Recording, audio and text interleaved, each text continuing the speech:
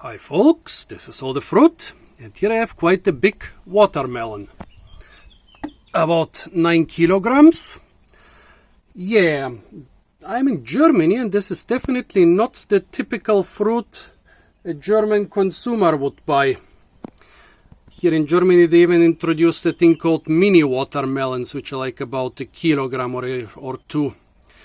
But we have so many foreigners nowadays in Germany that you can even sell giant watermelons in mainstream supermarkets. Yeah, well, the scales of the supermarkets in Germany will not be able to handle them, so big watermelons or big pumpkins in Germany are always being sold by the piece.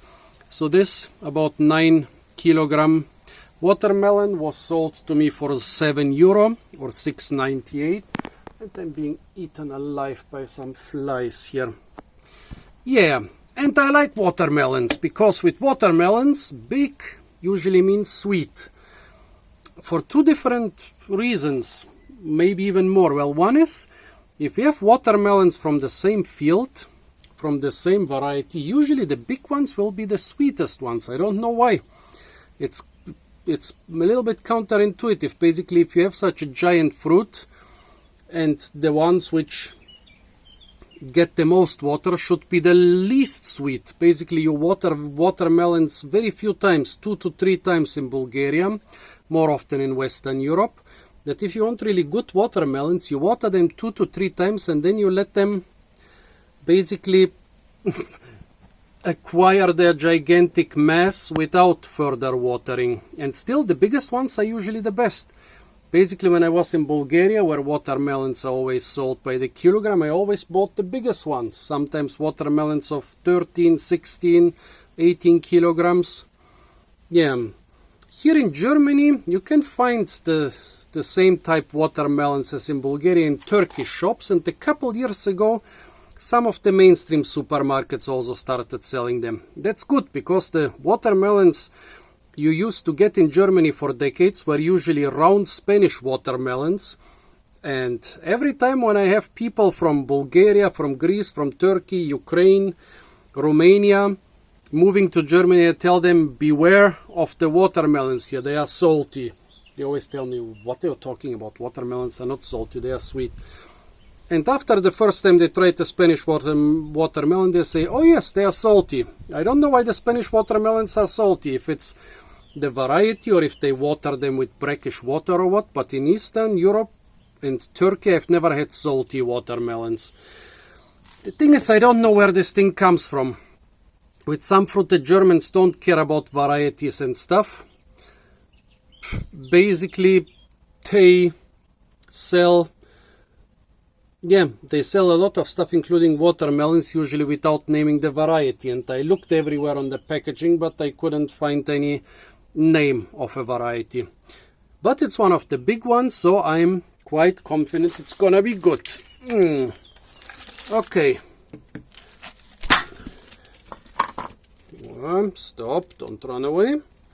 Well, it is pinkish reddish, not really dark red, not really like 100% ripe, or maybe I should use my small pocket knife for cutting the pieces. The small pocket knife was definitely too small to cut the watermelon in 2 halves, but now that it is cut and I have only one hand, yeah, here is my small pocket knife. I think this is gonna be better. Yeah, well, still not perfect. 2 hands would be better, but better than with the machete. Well, let's taste this watermelon. Yeah. Taste-wise, it's definitely like the Eastern watermelons, not like the Spanish ones.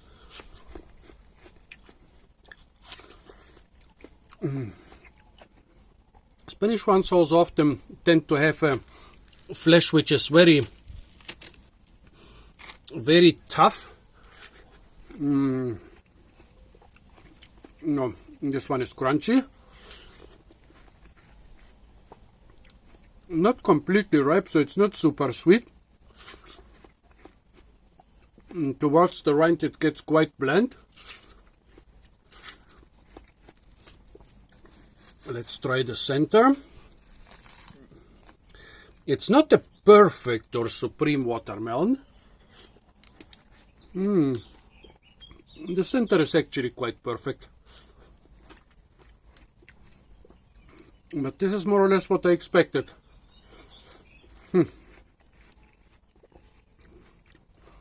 If anybody knows the variety of big watermelons they sell in Lidl in Germany, you can write it in the comments. During the next weeks I'll try to get a Spanish watermelon. Well, normally I hope not to get one of the very salty and very tough ones, but this time it would be an interesting comparison. Then I also try to get a mini watermelon, a yellow watermelon, and also a watermelon grown in Heidelberg, because climate change and greenhouses make it possible. They grow watermelons in greenhouses here, and they even grow them out on the fields. So folks, this was some pretty big, I will call it Eastern style watermelon, and we'll try to find out the variety.